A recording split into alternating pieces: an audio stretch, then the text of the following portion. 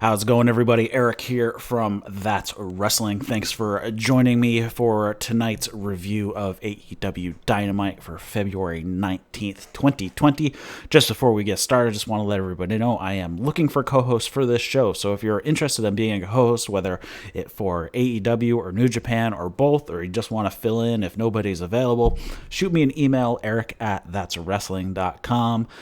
If you are listening to this as a podcast and you want to check this out live, head over to YouTube and search for That's Wrestling, and you subscribe to the channel, hit the bell notification so you are alerted when I go live, because I do pretty much all of this stuff on That's Wrestling live these days, so you can come and check out and hang out in the chat for that. If you are watching this on YouTube, you'd like to pick this up as a podcast, you can find it on all your various podcast apps just by searching That's Wrestling.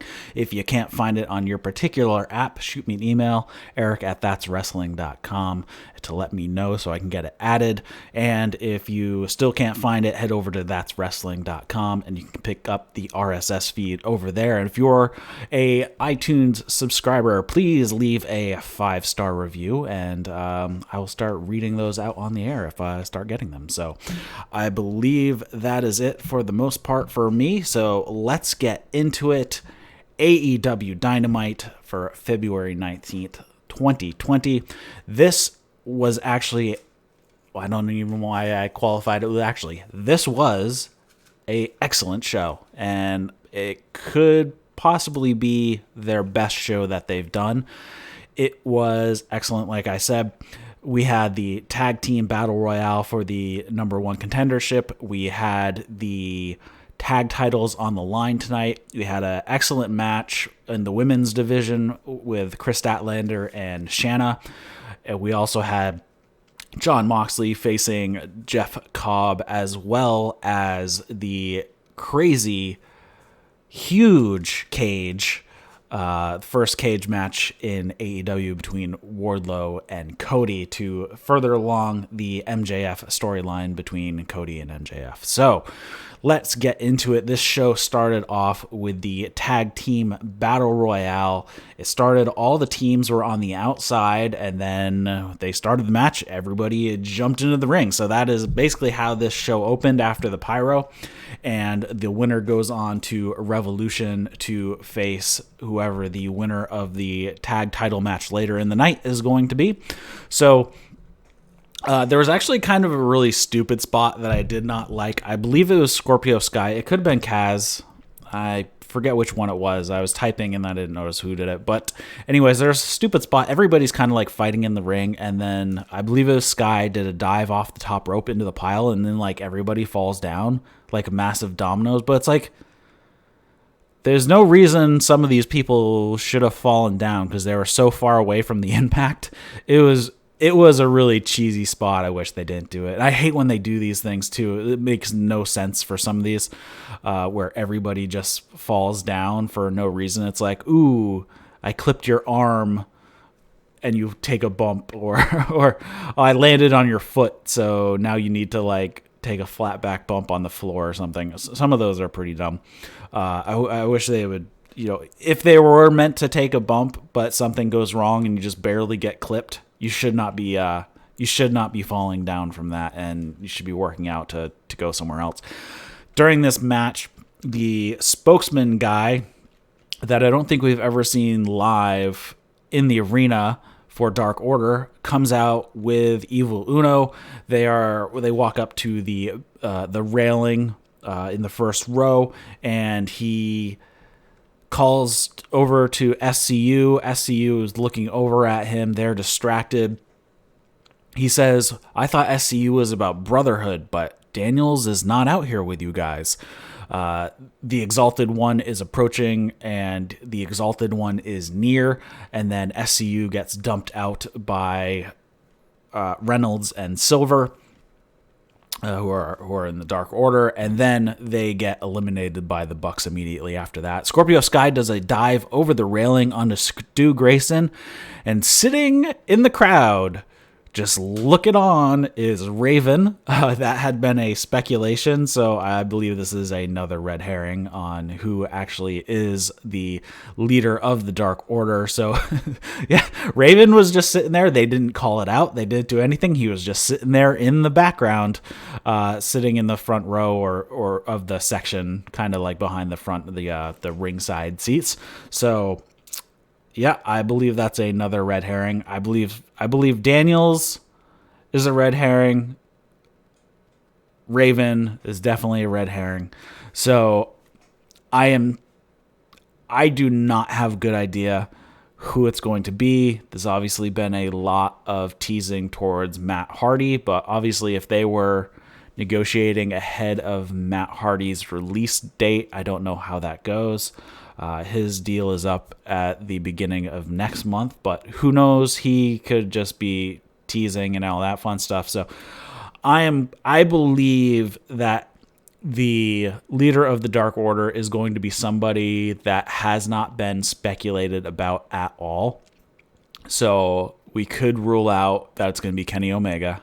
We could rule out that it's going to be Adam Page. We could rule out Raven, Christopher Daniels, Matt Hardy.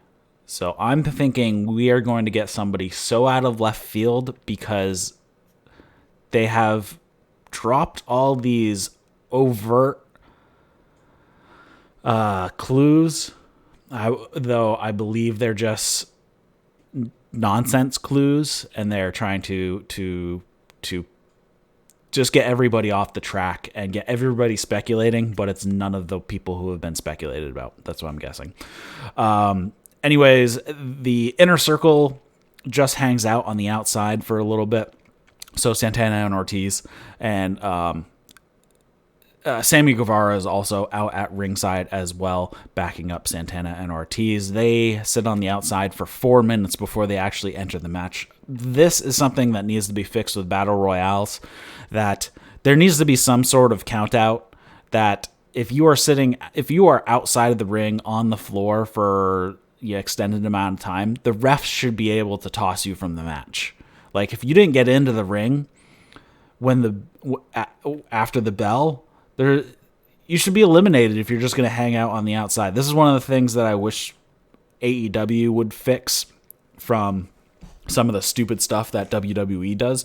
You can still do the spot where somebody hides under the ring or whatever. They can sneak and the ref just doesn't notice them, so they can't count them out. That's perfectly fine, but somebody just staying on the outside blatantly, it's like, okay, what incentive is there to even get into the match until everybody else has been eliminated? So it's a huge plot hole as far as Battle Royales go, and I wish they would fix that like they fixed some steel cage rules in the steel cage match at the end of the show.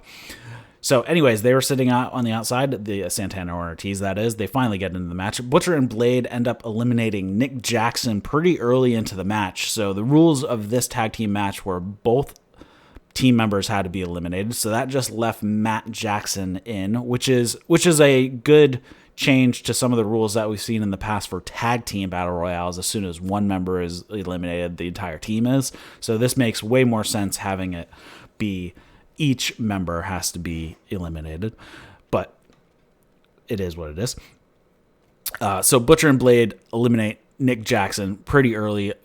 Butcher and Luchasaurus have this great striking exchange in the middle. It was really good. Santana and Ortiz eliminate Private Party, and then Sammy Guevara helps Santana and Ortiz eliminate Jungle Boy, and then everyone kind of gangs up on Luchasaurus to get him out of the ring. Butcher and Blade, best friends. Matt Jackson, Santana Ortiz are the people who are left in the match. Butcher eliminates Chucky T when they go for a hug. Orange Cassidy helps Trent stay in the match by basically letting him sit on his shoulders. So Trent gets thrown over the top rope. He holds onto the top rope, and Orange Cassidy kind of is there, so his legs end up landing on top of Orange Cassidy's shoulders, and he carries him over to the ring steps. He gets on the ring steps and keeps going. On the outside, Trent and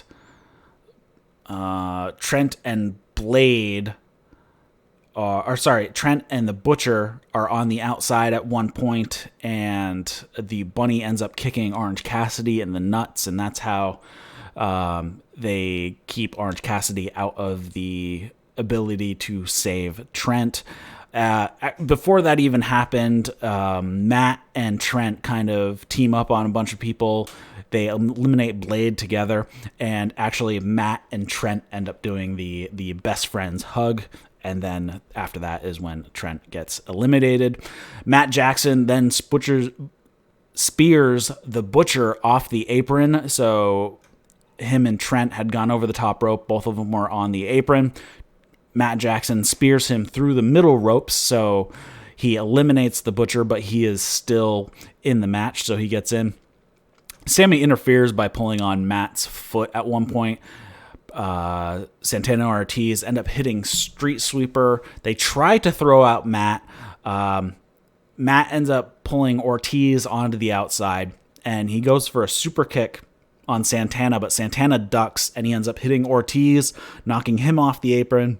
And then he super kicks Santana, and then Sammy goes up to the top rope to do something to Matt, but he super kicks the crap out of Sammy while he's flying through the sky. He took his head off. Matt eliminates Santana, and that is the end of the match. So Matt Jackson has finished out the match, and the Young Bucks are going to Revolution to face the winner of the title match later on in the show. Matt started to sell his back like he has been doing for about 3 years at this point, so he's playing into the bad back scenario. I really don't know the legitimacy of his back, but he was selling it at this point, and I think it's been a good point for him for selling the back for the past few years, and they really did nice psychology using that back. Especially there was one of the matches at Wrestle Kingdom 2 years ago that was excellent, with him selling the back and not being able to get the opponent up for the Meltzer driver and stuff like that. So really good.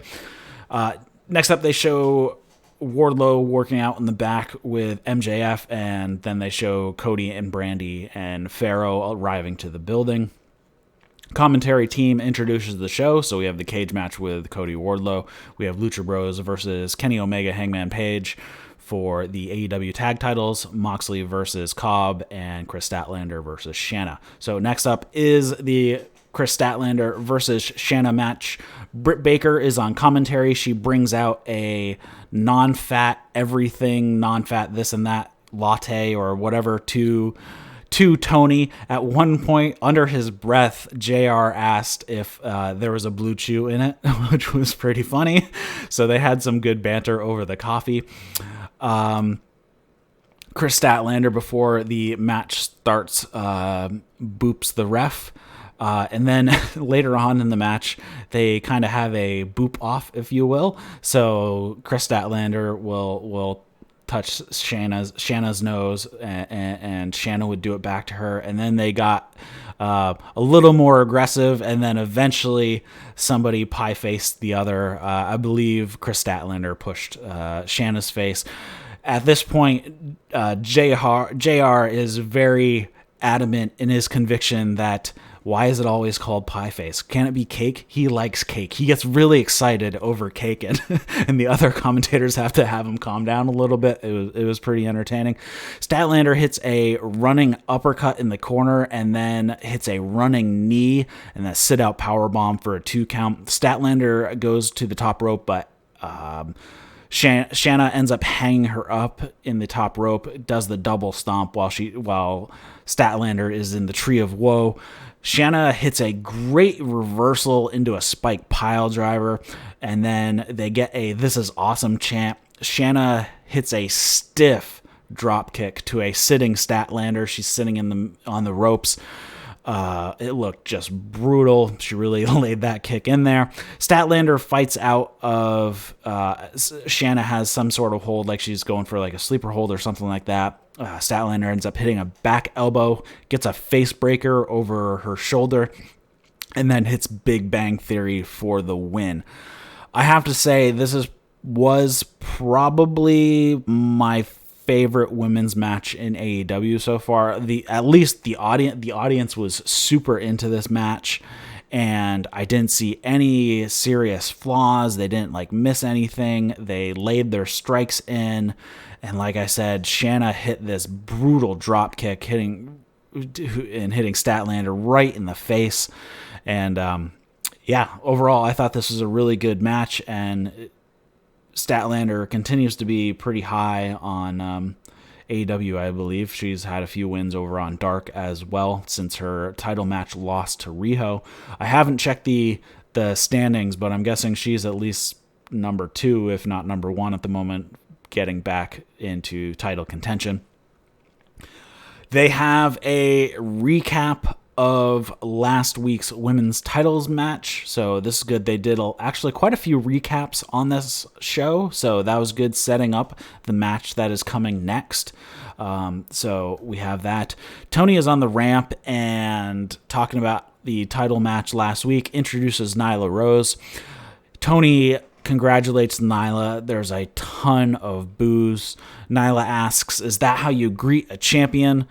And says that all that she hears is buzzing bees. They're all just bees buzzing around, and that she should have been the first champion, should be the highest paid woman in the locker room, and should be the face on all the graphics and posters around.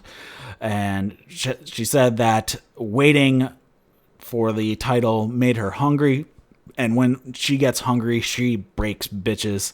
And she says, "I broke Riho, I cut her strings." Tony starts to say that Riho showed courage in that match. Nyla said, "Yeah, well, great. Where did that get her?" Nyla represents power, and says all the bees out there can just buzz around because she's the queen of this hive. No one can stack up to her. No one can beat her, and no one is a beast like she is. And then Kris Statlander walks out, and it looks like she's going to kind of boop Nyla Rose on the nose, but she ends up pointing at the title instead. Big Swole comes out, and then things start to get a little testy, and security has to separate them. The promo from Nyla Rose was decent. Nyla Rose seems to have a bit of seems to force promos like it's an act, and I don't really buy into a lot of it a lot of the time. And then one of the funny lines is saying the queen bee in this hive, which is funny because the queen bee is kind of a misnomer, because in an actual beehive, she's more of a slave than anything else. So you don't want to be the queen in a beehive because your life kind of sucks, because all you do is make babies, and you are a slave to the worker bees, and they control your entire life. So little misnomer on the queen of the beehive thing. You don't want to be the queen because it is not a fun job. Next up, we have Jon Moxley versus Jeff Cobb. They have Taz joining commentary on this particular match. Jericho makes his way out to sit in the front row. He's got a ticket. Moxley has his abdomen all taped up. Cobb really takes it to Moxley very quickly in this match. They fight on the outside. Cobb just smothers Moxley for quite a while, hitting him with suplexes and strikes, throws him into the barricade, throws him into the ring apron on his bad abdomen, throws him over the railing in front of Jericho and behind the ref's back. Jericho hits him with the title belt and walks away like, I didn't do anything. Cobb ends up removing the tape from around Moxley's midsection and starts strangling him with it. He breaks off at the ref's 4 count. Moxley makes a comeback. He starts working over Cobb's leg. So he kind of ties it up in the rope, and then he smashes it against the ring post 3 times. And then they get back into the ring.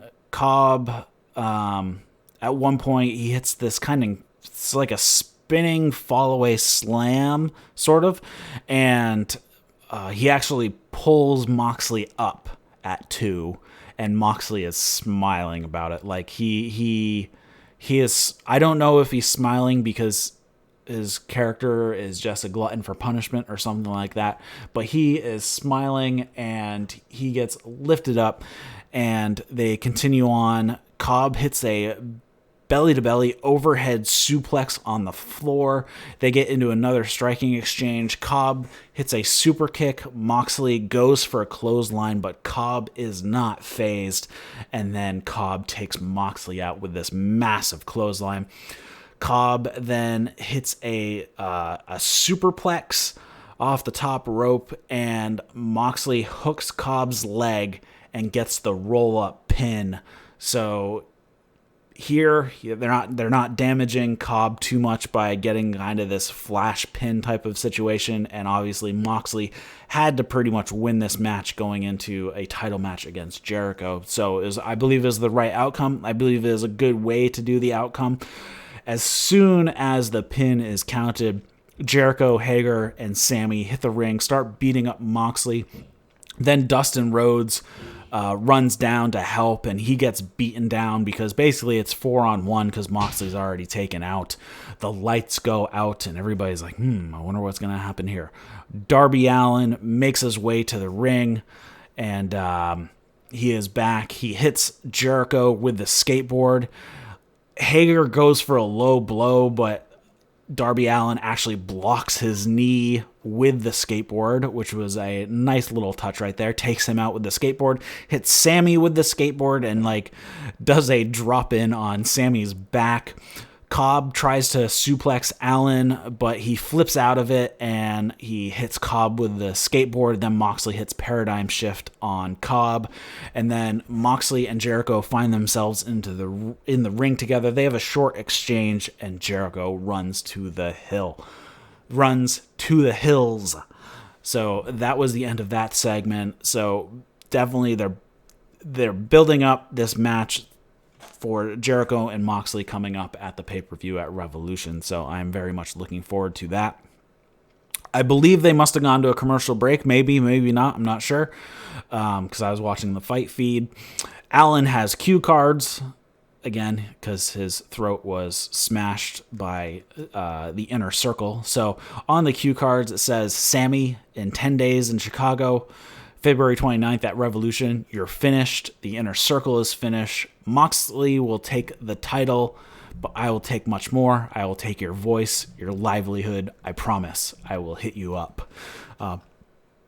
So very good. And just kind of like how he was, just the body language he was using while flipping these cue cards that kind of sped up near the end, and he's forcefully taking them away and throwing them. And just his body language conveyed how he was feeling about the whole thing and being, pissed off at Sammy and all that fun stuff. Next up, we have what I believe was the match of the night on a show of a lot of good matches. The Moxley match was good. The Shanna Statlander match was good. This match was excellent, and the last match of the night was excellent as well. I believe this was the standout of the night, though. We had the Lucha Bros versus Kenny Omega and Hangman Page, and this is for the AEW tag titles. They actually, again, do another recap here. They show the loss between Omega and Page and the Lucha Bros that happened after an accidental buckshot lariat back in December in that fatal four. It was a fatal 4-way tag team match. And Omega and Hangman Page actually come out separately. There was a very loud cowboy shit chant right before the match starts. Page and Phoenix started off. Page just boots Phoenix head off at one point. Quick tag out to Omega. Omega and Page hit some nice double team moves. Omega hits the You Can't Escape, and Hangman hits the running shooting star press. Omega hits the moonsault to the outside. Pentagon is like running down the apron to try to get involved. Hangman takes him out. Phoenix finally gets a tag, and the Lucha Bros just go nuts. A bit long on the count from the referee, the 10 count to get the extra man out of the ring.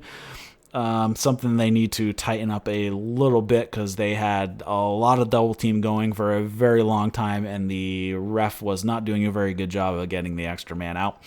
Lucha Bros are basically in control the entire time through a commercial break, but the action did not slow down through the commercial break. Penta annoys the crap out of me by doing a zero Merto chant. It just drives me nuts because he does it so much, and if the opponent doesn't attack while he's doing it, it makes the opponent look like an idiot because he's just taking so much time. At least get a punch in there or something.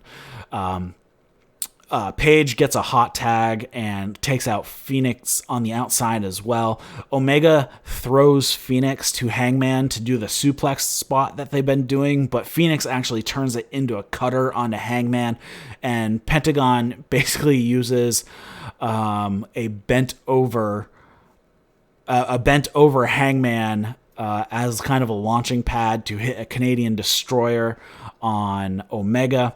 They fight on the apron. Phoenix ends up doing the tightrope running kick that he likes to do. Omega back drops Penta onto the apron. Phoenix Ranas Omega to the floor. Hangman then takes out Penta with a moonsault off the top rope to the outside. Hangman tags himself in, but Omega ends up getting a tag once again, and it doesn't look like he's ready to get in. He's still a little wobbly from the previous exchanges that he had. They all end up brawling in the ring at this point. Hangman hits a buckshot on Omega on accident. Phoenix hits a super kick and then dives to the outside on the Hangman. Pentagon gives Omega a package pile driver and only gets a 2 count. The crowd was insanely loud at this point. They go for the assisted stomp pile driver that the Lucha Bros do as their tag team finisher, but Omega gets out, hits a Snapdragon on Pentagon, hits a air raid V-trigger on Phoenix coming off the top rope, hits a Tiger Driver 98, and picks up a 2 count, very close 2 count. Omega goes for the one-winged angel, but Phoenix gets out. Hangman blind tags himself, and then they hit the V-trigger buckshot combo and pick up the win and retain the tag titles. This was a very excellent match, very fast and high-paced, but for the most part, every spot kind of made sense. There wasn't a lot of like hanging around, and the spots didn't like look like they were the setups weren't the setups weren't contrived, I guess is the best way to say it. After the match, the Young Bucks make their way down to the ring. Kenny Omega is kind of dazed, and they help him up off the canvas. Page tries to pull Omega away. Page is definitely not happy with the Young Bucks helping up his partner. Like he's trying to like pull Omega away from the Young Bucks. Omega looks torn between the two. He's like, he's looking at the Bucks like, what are you guys doing out here? So there seems to be a little bit of discontent between Omega and the Bucks as well, but he kind of like comes to, and then he's like, yeah, these are my friends, so I'm going to celebrate. Of course, Page goes to the outside, grabs guy's beer, and he makes his way to the back on his own, while Omega and the Bucks are celebrating in the ring. Next up, they have a cool video package of all the new action figures coming out. It was actually a pretty cool way to do this because they showed the wrestler their action figure, and it was completely in a candid fashion. I guess candid's the best way to put it. Just kind of a informal fashion. It wasn't like they were shooting a commercial or anything. It's like they were, a hidden camera sort of. Of course, they weren't hidden, but it's let's get these guys legit reaction when we show them their action figure. So everybody's just happy with their action figures being immortalized in action figure form because not all of them have had action figures in the past. Jericho's probably the least excited, but he's like, yeah, look at that. It's great detail and stuff. Well, Jericho's had a bazillion action figures of himself. But all in all, so we have some AEW action figures coming out soon. They announced next week is going to be Omega versus Pac in the 30-man Iron Man match. They also announced that it's going to be Best Friends versus Butcher and Blade next week as well. And then, of course, they confirm Bucks versus Omega and Hangman for the tag titles at Revolution. Next up, we have the cage match. They say that in AEW, the cage match is pinfall or submission. Escaping the cage means nothing. There's a video package recapping the feud between Cody and MJF and all the goings on leading up to the cage match. Interesting about the cage itself. It is taller than most cages, and it actually goes around the entire ring. Not just and it doesn't just sit up on the apron. It actually goes all the way to the floor. And there's about a foot gap between the edge of the ring apron and the outside of the cage. I think they're going to want to rethink this design because it could get very dangerous. And they did use the attributes of the cage in a couple spots, but I think they might want to rethink this design because it could end up being very dangerous just because of how it's laid out, and you could get caught between the apron and the cage and somebody could break a limb, especially if you get thrown over the top and your leg hits the apron and launches your foot back towards the cage, and it doesn't have anywhere to go, and all that weight, you could snap a shin. It's definitely a very good possibility of that happening. So, of course, I wrote down, you probably won't be seeing anybody jump off the cage anytime soon. Well, boy, was I wrong, because this cage looks a lot higher than WWE's cage. It looks more like Hell in the Cell type height, and it just looks a lot taller. It might not. It could just be an optical illusion, just because it goes all the way to the floor. But I'm pretty sure it was taller than WWE's cage. So we have Wardlow with MJF come down to the ring. We also have Cody with Brandy and Arn Anderson. This match actually starts off basic wrestling. They wrestle a basic small man, big man type of match, trying to get in there. Cody hits a disaster kick on Wardlow. What Wardlow ends up just flattening Cody with this massive clothesline. Cody gets thrown into the cage, and Cody ends up getting busted open at this point. So I believe this is the first time we've seen blood on AEW television. Anyways, Cody makes a comeback. He hits a Cody cutter. Cody tries to run Wardlow into the cage, but Wardlow blocks it and ends up hitting a low blow. Wardlow then does his kind of airplane spin drop or toss, whatever you want to call it. They called it an F10. that is the stupidest thing I've ever seen. They should call it something else, and it is because, it's not. Wardlow pushes Cody into the door, and it pops open, but, it doesn't matter if he makes it to the floor or not, because you can't win the match that way. Arn Anderson is over there. MJF is egging Arn on, saying, slam the door on Cody's head. Slam it on Cody's head. You want to, just like you wanted to do to his father. And then Arn Anderson just looks at Cody and looks at MJF and looks at Cody. And you can see his brain, his mind tinkering. And he whips the door into MJF and then closes the door. Wardlow actually hits a senton off the top rope. So being a big man that he is quite agile and can move around pretty well. He then gets the diamond ring, the Dynamite diamond ring from MJF. So he puts it on, but Cody, being all is fair in a cage match, decides to give him a little receipt for the low blow. So Cody kicks Wardlow in the balls and takes the ring off of him. MJF starts to climb the cage at this point. Brandy actually hits him with a chair a couple times, and it looks like he's going to hit Brandy or something like that. Arn Anderson comes over, throws him into the front row.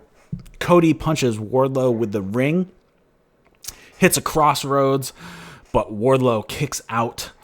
And then, I guess I was wrong about nobody jumping off the top of the cage, because Cody quickly climbs to the top of the cage in the corner, does a moonsault onto Wardlow as he's starting to stand up, and he gets the pin.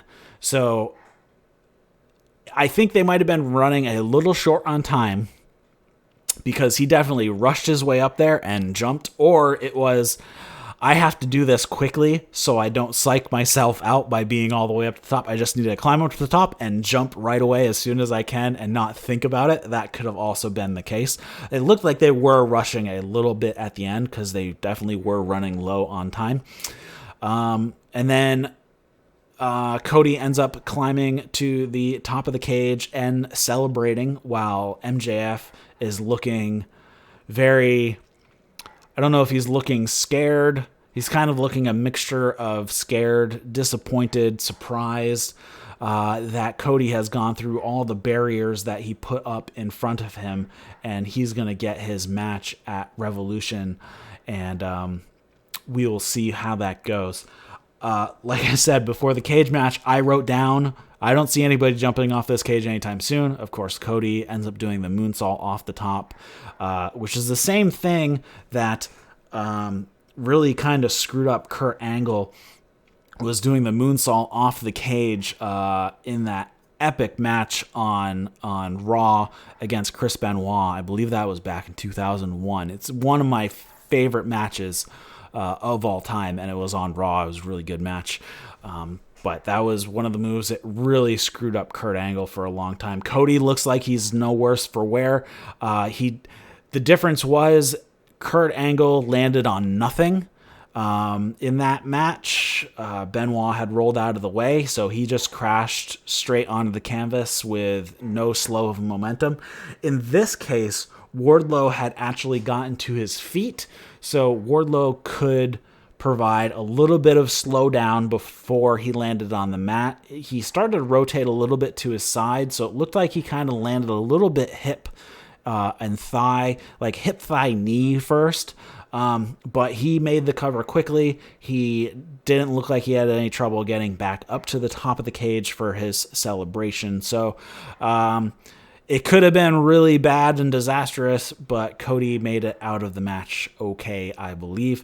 There was also one spot I was talking about how the cage has that gap, and at one point Cody did get thrown back first into the cage, and he did land like shin first on the edge of the apron because his feet were against the cage, so they couldn't leverage up. So that was what I was talking about. Like, that could be very dangerous to land that way, because you could snap You could snap a bone pretty easily. At one point, they also made use of the gap when Cody was actually hung upside down by the ropes, and his torso was hanging down past the apron between that and the cage, and Wardlow kind of kept pulling the cage into him to kind of smash him in the face. But all in all, I thought this was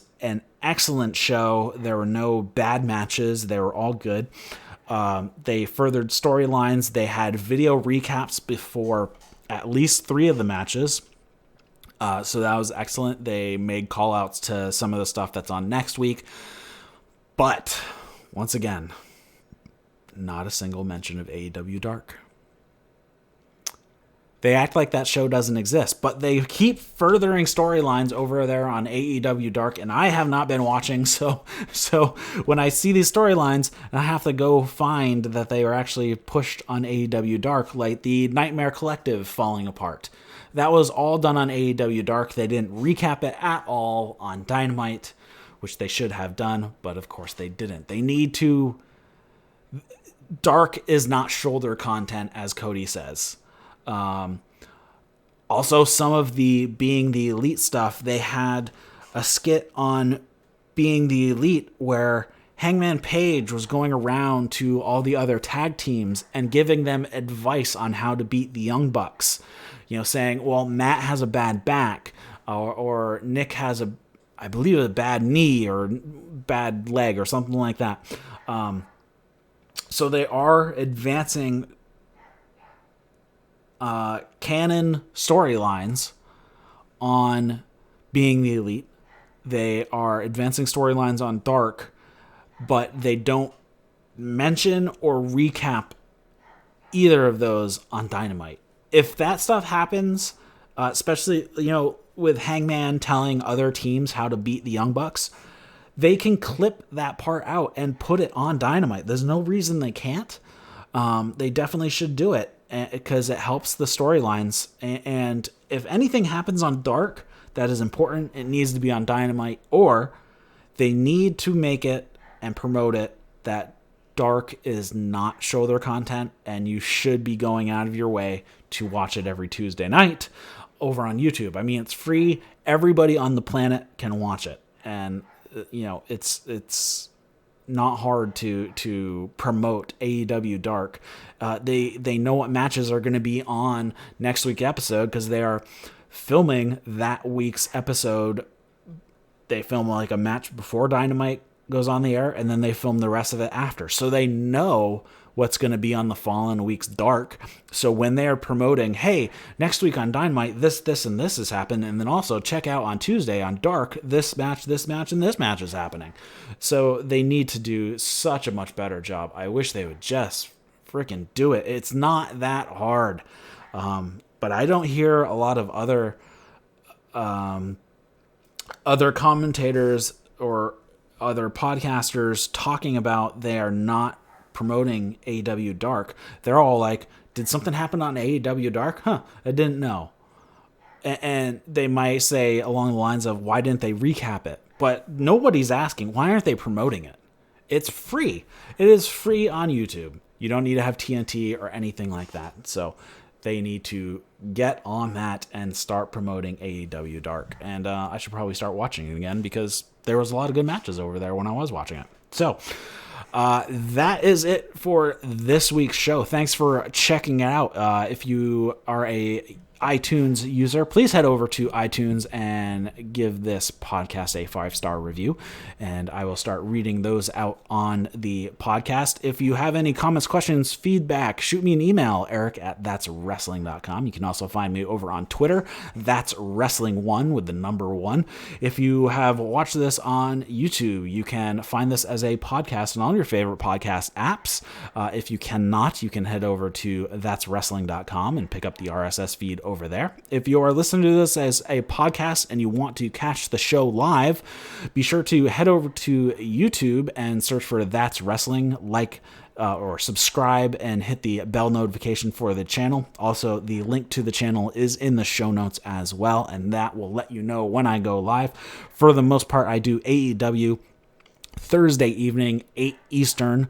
And then New Japan is kind of when time permits and when it makes sense, because they don't have kind of a set schedule on their shows. So thanks for watching, everybody. Be sure to like and subscribe if you haven't, and I will see you next time on That's Wrestling.